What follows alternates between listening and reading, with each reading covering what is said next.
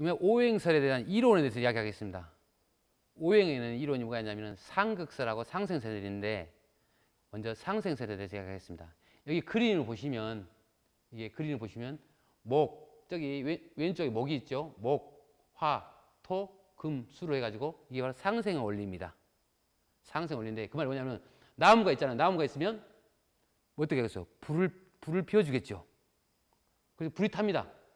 불을 피우면 어떻게 됩니까? 흙이 되겠죠. 재로 갑니다. 그러면 흙 속에서는 어떻게 돼요? 흙이 뭉쳐갖고 쇠가 되겠죠. 그렇죠? 쇠 속에서 물이 나옵니다. 다시 물이 나무를 키워줍니다. 이게 바로 상생의 논리입니다. 여기서 좀 이상한 점이 하나 있죠. 그 쇠에서 어떻게 물이 나오냐는 것이죠. 근데 우리가 생각해보면 그래요. 우리가 알고 있는 진리 많은 것들이 다 정확해서 돌아간 것 같지만 틀어져 가지고 돌아간 것이 많이 있습니다. 그것 중에 하나가 지금 이 부분입니다. 근데 지금도 이 원리를 쓰는데 어떨 거예요? 여러분 이름을 짓고 뭐 할 때 지금도 이 원리를 써요. 틀리다고 하면서. 이것은 과학적으로는 틀리다는 것이지 저거는 원리적으로 오행 원리에서는 정확히 맞는 말이라고 그때 고대에는 이해를 했거든요. 그 말이 무슨 말이냐? 그럼 어떻게 쇠에서 물이 나온 걸 알았냐? 이렇게 알았습니다.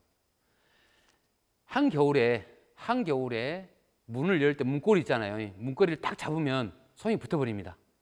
그 물이 나와가지고 얼어가지고 붙었다는 것입니다. 쇠에 나온다 생각합니다. 음지 같은데 이렇게 물기 같은데 그런데 쇠를 놔두면 쇠에 그릇을 놔뒀다 칩다. 그럼 그릇에 물방울이 맺힙니다. 이렇게 차가운 데 놔두면 물방울 맺히죠. 그래서 쇠에서 물이 나온다고 봤던 것입니다. 우리가 보기에는 말도 안 되는 논리지만 그게 오행사에서 음양 오행사에서 큰 역할을 해냅니다.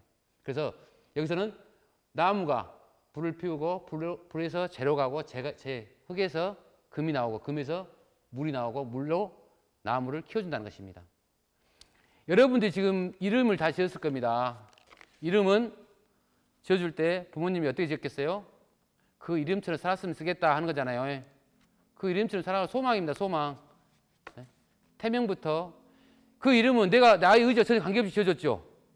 나 그렇게 살고 싶지 않을 수도 있잖아요. 근데 부모님이 이렇게 살았으면 쓰겠다 하는 소망으로 지어준 거잖아요. 근데 그 이름을 지을 때 함부로 짓겠어요? 함부로 짓지 않죠. 왜? 우리 아들, 딸들이 훨씬 예쁘게, 행복하게 잘 살길 바라기 때문에. 그래서 음양 오행으로 짓습니다. 그 말은 상생으로 짓습니다. 아버지가 저 같은 경우입니다. 우리 아버지가 수입니다. 수학렬이에요. 근데 제가 목입니다. 그리고 지금 제 아들이 화예요. 저도 이제 제 아들 이름 줄 때 그렇게 지었어요. 여기 계신 분들, 자, 한번 이걸 보시는 분들은 전부 다 아마 그렇게 이름을 지었을 겁니다.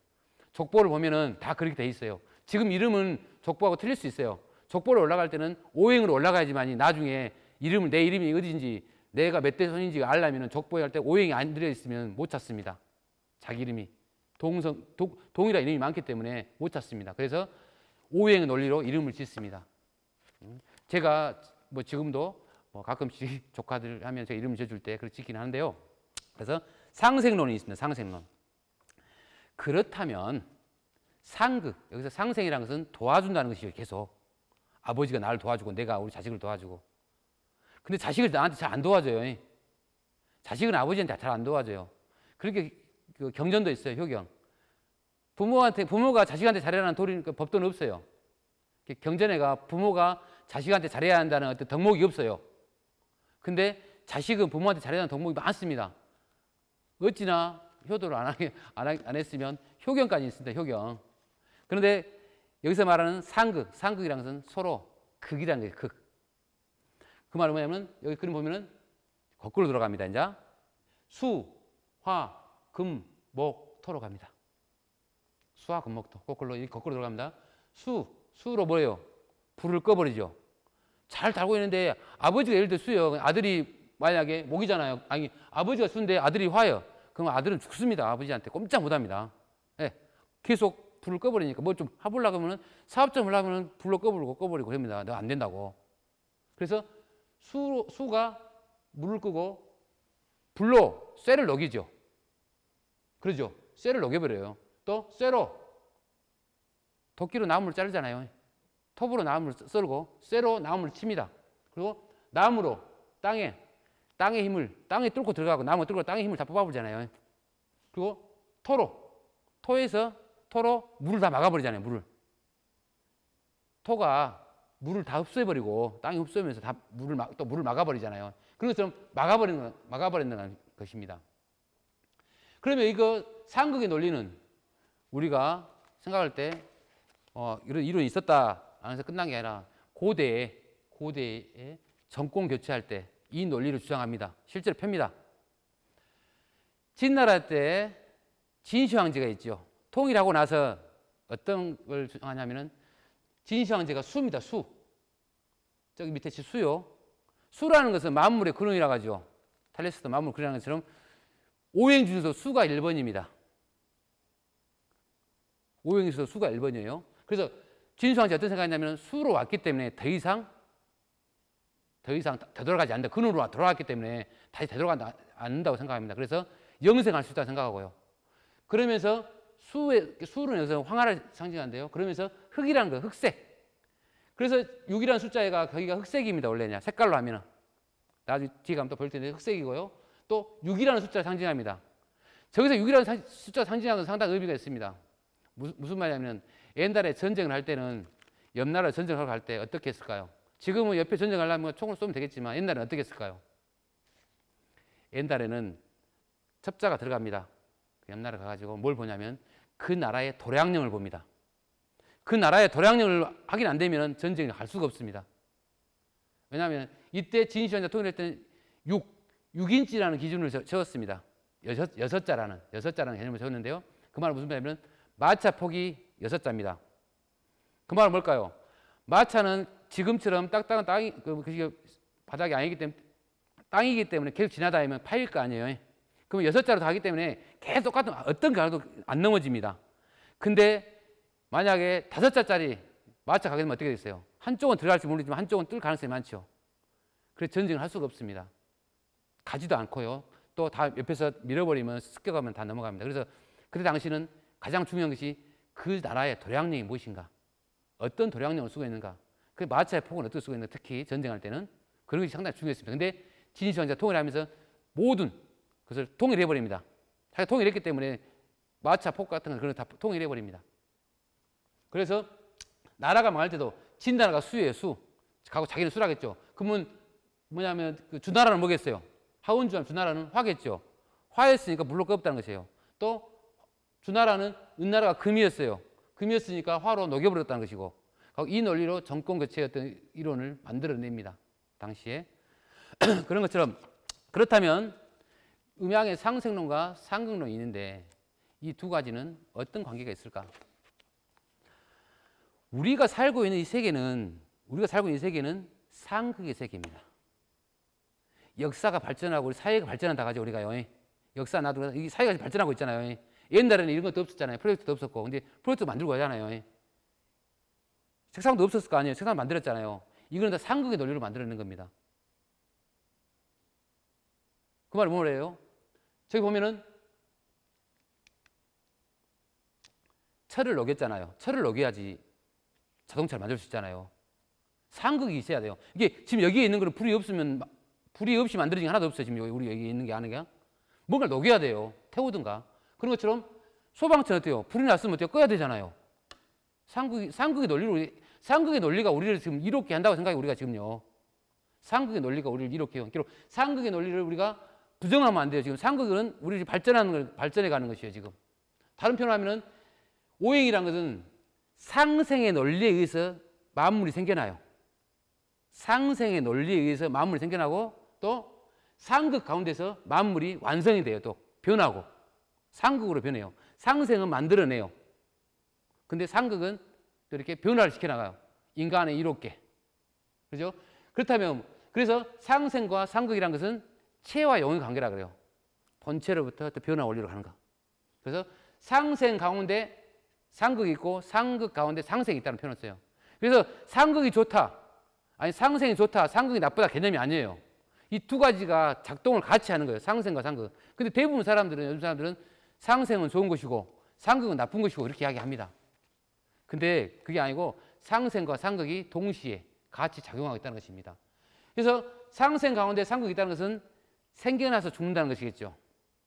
생겨나서 상극이는 죽는다는 것이죠. 근데 상극 가운데 상생이 있다는 것은 물, 불, 나무는 무슨 관계예요?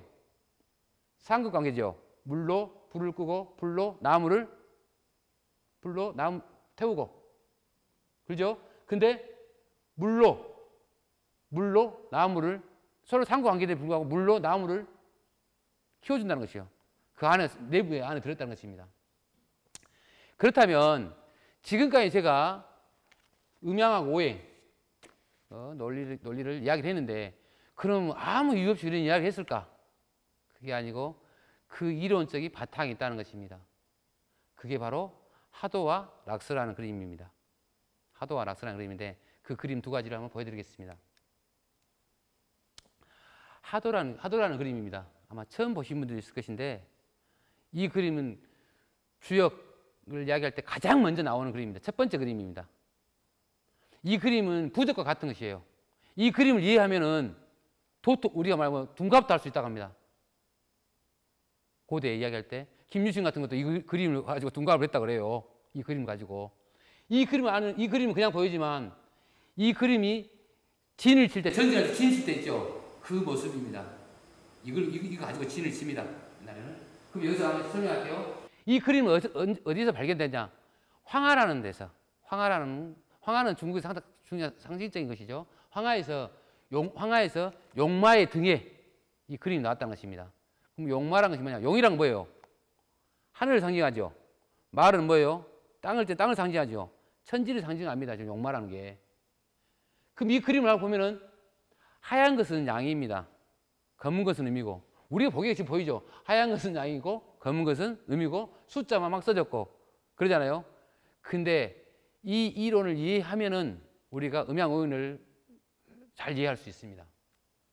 그럼 볼까요? 더 밑에 보면 가운데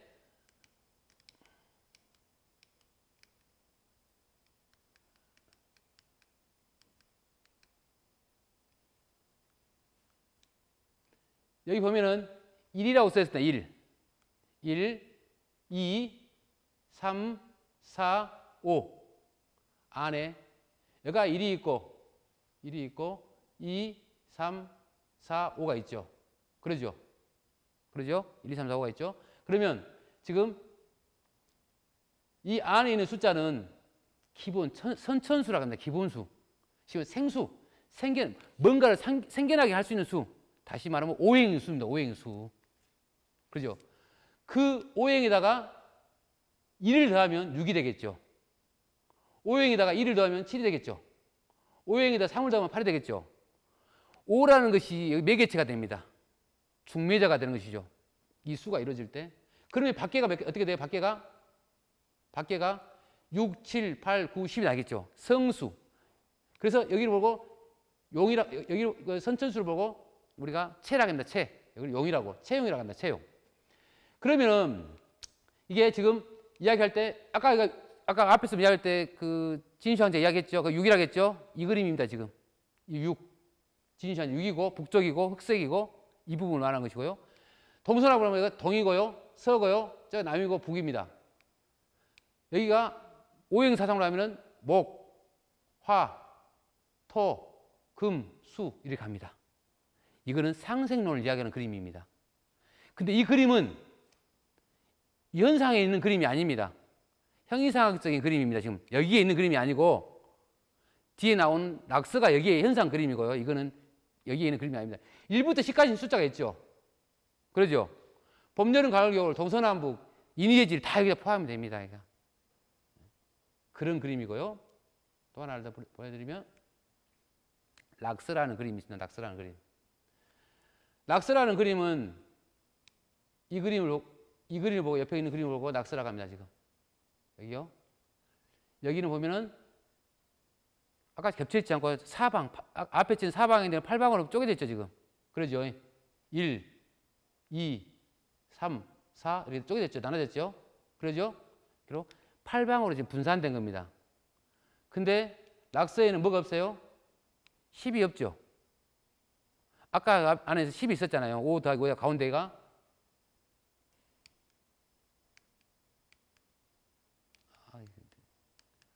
죄송합니다. 여기는 10이 있잖아요. 가운데가요. 5하고 5가 합쳐가고 10이거든요.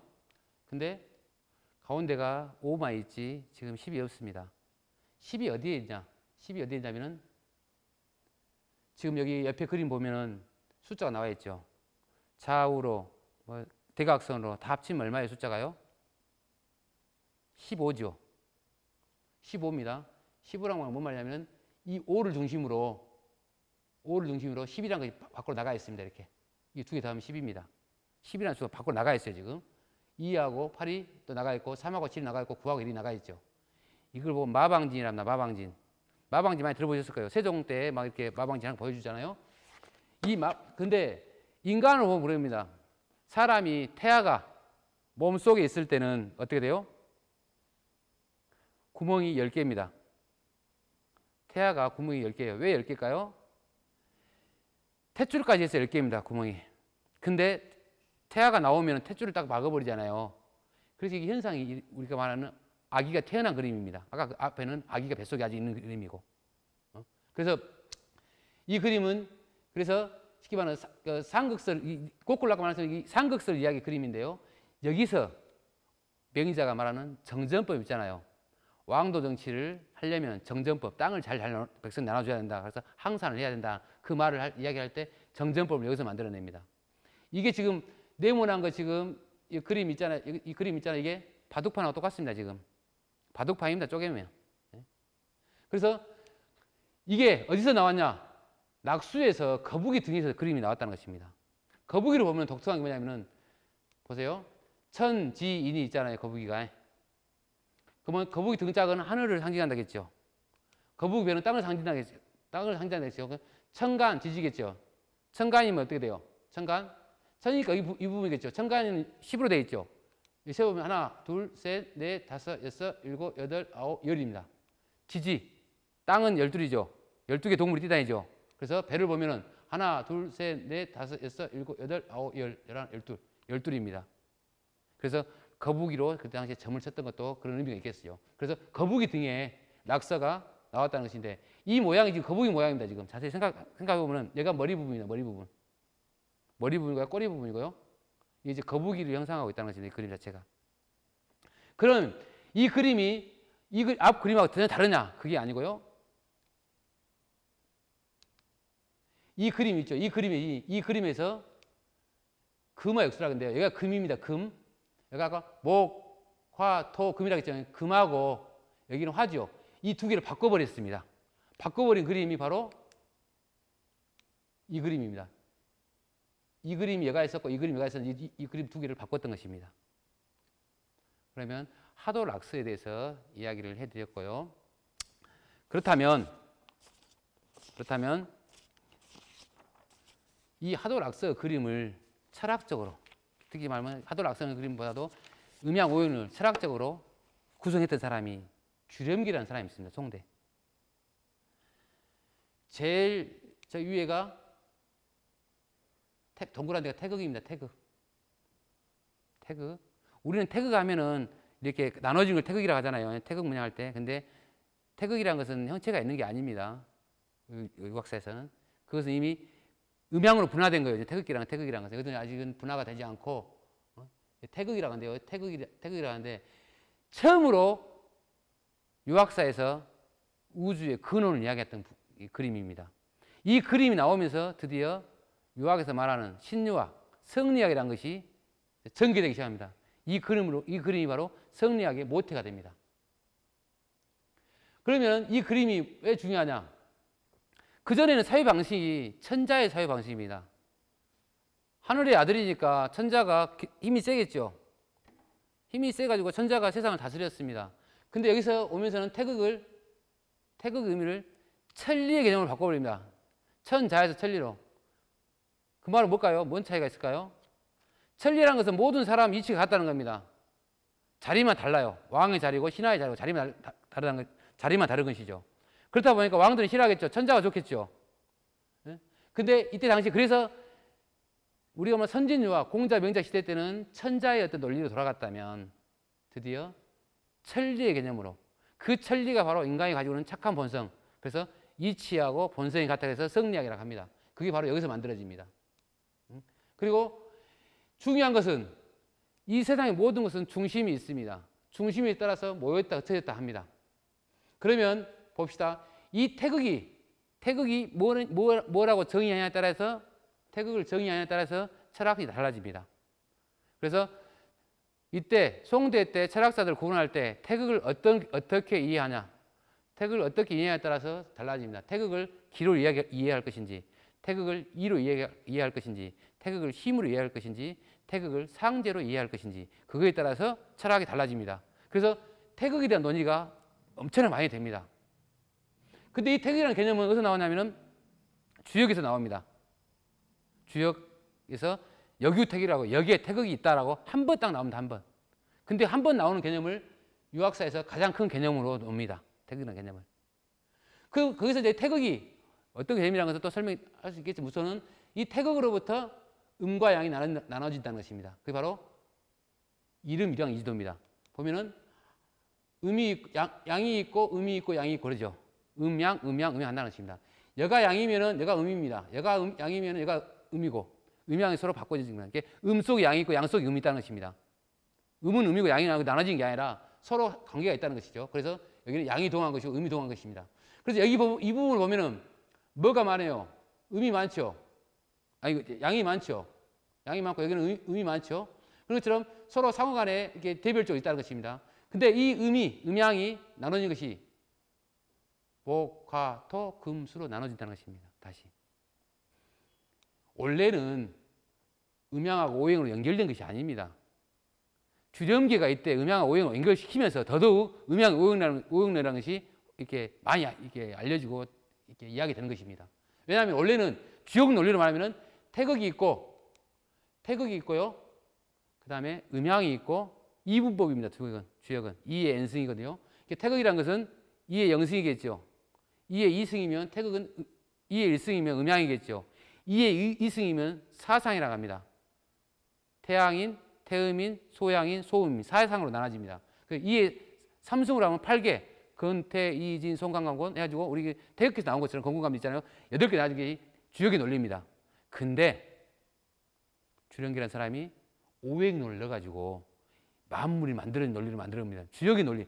내가 방금 전에 말한 것은 주역계를 만들어지는 논리인데 주역계를 만드는 논리를 가지고 인간하고 남녀하고 만물이 만든 논리를 만들어냅니다. 그래서 할 때 목, 화, 토, 금, 수. 이게 뭐예요? 상생론이죠. 계속 이론은 상생론을 만듭니다. 지금 이야기할 때 이제 상공론은 이야기 안 해요. 여기 논의할 때 이야기 나올 때 계속 상생론으로 이야기합니다. 근데 우리 현상은 상극으로 돌아가지만 이론은 상생으로 이야기합니다. 여기 상극으로 돌아가지만 상생으로 이야기를 합니다. 그래서 목, 화, 토, 금, 수입니다. 예를 들면 이렇게 그려보겠습니다. 뭐 좀 그렸으면 좋겠는데 여기 뭐냐면 목, 화라는 것은 뭡니까? 아까 말한 것처럼 봄하고 여기 아까 그림에서 목이 있었고 위에 화가 있었죠. 아까 그러면 여기가 양입니다. 양. 목, 화까지는 양이었다가 다시 토, 금수로 가면은 금으로 갈 때 다시 가을로 가고 겨울로 가고 음으로 가죠. 그럼 여기가 음 쪽이잖아요. 이렇게 음 있게 수고하고 금여가 있고 여기가 양이니까 화하고 목이 있고요. 토는 다 포섭하기 때문에 가운데가 있고요. 그래서 여기 안에서 이게 음양 오행 논리에서 이제 처음 만들어지긴 남녀가 만들어진 겁니다. 이게 논리 좀 독특하죠. 당군신화 보면 이 세 개가 만들어져 있고 그 다음에 인간이 만들어지잖아요. 근데 여기서는 남녀가 먼저 만들어지고 만물이 만들어진다는 논리입니다. 그래서 여기 논의는 너무 다양한 이야기가 많습니다. 무슨 말이냐면 이 태극하고 여기는 왜 떨어졌는가? 그렇죠? 여기 가운데 있는 조그만 동그라미는 뭔가? 여기는 왜 또 반원으로 연결됐을까? 또 이렇게 이런 식으로 연결이 됐는가? 여기 동그라미 오는 뭔가? 또 다시 떨어져 있는가? 이런 논의들은 끊임없이 논의되고 있습니다. 정의가, 왜냐하면 주령기가 그까지 자세히 설명하지 않았기 때문에요. 그래서 주령기라는 사람이 이 그림을 그리면서 엄청나게 많은 어떤 그 성리학적인 사유가 커집니다. 그러면 결론적으로 우주의 원리를 한번 방금 이야기했던 것을 이야기할 겁니다. 그리고 이 원리에 의해서 우리 문화가 어떻게 발전해 가는 것을 다음 시간에 할 것이고요. 근데 여기서 보면은 보십시오. 이게 지금 가운데 토지요. 이게 지금 태극 문양이죠. 우리가 말하는. 그러면 여기서 아까 수락했죠. 밑에 수락했고, 그다음에 목, 화, 토, 금, 수죠. 지금 이렇게 상승으로 돌아가고 있죠. 지금 상승으로 돌아가고 있고 가운데고 여기가 양입니다. 여기가 음이고. 어때요? 한겨울에서 겨울이 된 다음에 그때부터 양이 자라나겠죠. 계속 양이 자라고 계속 올라가가지고요. 화에 되면 어떻게 되겠어요? 양이 더 이상 안 자라죠. 다시 음으로 가겠죠. 그 말은 뭔 말이에요? 모든 만물은 계속 자랄 것 같지만 여름이 딱 지나가면 그 순간 이렇게 꺾어져 갑니다. 우리 인간도 그러잖아요. 인간도 여기서 태어날 때는 아기지만 여기는 뭐 어린 아이였겠지만 아주 컸겠죠. 그 다음에 나이 먹어가지고 늙어가지고 죽겠죠. 그 논리입니다 이게. 그러면은 여기서 볼 때 봄, 여름, 가을, 겨울입니다. 근데 잘 이해하십시오. 뭐냐면 봄, 여름, 가을, 겨울 시간적인 것이죠. 시간적으로 돌아가는 것을 우주가 돌아가는 이야기를 하고 있어요.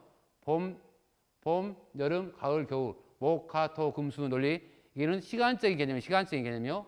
근데 또 봅시다. 이제 원, 형, 니, 저기라 있는데 이거는 주역 괴에서 가장 제일 첫 번째 나오는 그 괴사 내용입니다. 그래서 거는 원하고 형하고 니하고 정한다 하는데 원, 형, 니, 정입니다. 그리고 원형, 니정으로 돌아갑니다. 이것도 시간적인 개념을 이해하고 있는 것이죠. 여기서 시간적으로 개념을 이해한다는 건 무슨 말이냐면요. 우주는 시간적으로 개념을 이해한다는 것입니다. 지금 우주는. 봄, 여름, 가을, 겨울 우주가 이렇게 좀 변하고 있잖아요. 그건 시간적 개념을 이해하는 것인데 다르게 볼까요? 우리가 말할 때 동서남북 우리가 동서남북을 정하잖아요. 그러잖아요. 동서남을 절 때 내가 서 있는 방향에서 동서남을 정합니다. 동서남을 절 때는 동, 서, 남, 북 공간적인 사유로 합니다. 동서남북. 그리고 가운데를 중이라고 하고요. 그러면서 여기를 뭐라 하면 인이라고 합니다.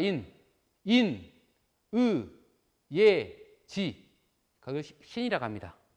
그래서 공간적인 사유입니다. 인의예지. 이게 우리가 살고 있는 공간적인 사유로 이야기하고요. 하늘의 모습은 시간적으로 이해를 합니다. 그래서 여기에 나와 있는 원형리적이랄지 순화촌이랄지 동서남북이랄지 일인일지 희노애락도 다 이야기 됩니다. 기륭예림도 다 이야기되고 이 그림이 우리가 말하는 하나의 원리입니다. 지금 주역이 말하는 전체적인 음양오행 원리가 이것이고요. 그러면 우리가 생각해볼까요? 우리가 음양오행이라고 할 때는 월화수목금토일이 음양오행이죠. 월화수목금토일이 음양오행을 말하고 있어요. 기본적으로. 근데 제가 지금 이 그림을 이야기해 주자면 이 그림에 의해서 이 그림을 이용해 가지고 조선시대 성리학자들이 그 우주의 법칙을 이야기했어요. 이 그림을 이용해 가지고 만들어요. 조선이라는 나라를. 조선이라는 나라를 어떤 나라를 만드냐면 도덕국가로 만들거든요. 도덕국가로. 그런데 어떤 논리로? 이 논리로.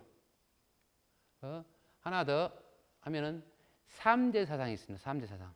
삼재사상은 아까 제가 말했던 것처럼 하늘의 도를 세우고 땅의 도를 세우고 인간의 도를 세운다. 거기서 나왔다겠죠.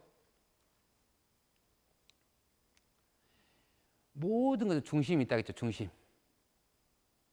지난번에 여기서 이제 다시 또 돌아갑니다. 동그라미가 네모 사유입니다. 지금 동그란 것은 하늘이죠. 동그란 것은 하늘이고 네모난 것은 땅이겠죠. 여기는 뭐예요? 중심이죠. 이게 태극입니다. 태극 중심이에요.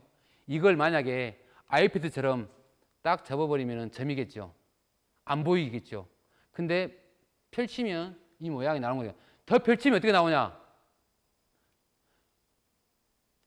다음 시간에 다음에 보여줄 건데 더 펼치면 이것이 나옵니다. 이게 더 펼치면 이 그림이 나오고요. 더 펼치면 이 그림이 나오고요. 그래서 여기서 보면은 이게 중심입니다. 사람은 중심이 어디예요? 머리죠. 머리가 중심이잖아요. 그래서 중심이 위에 있잖아요. 이게 바로 사람입니다. 사람.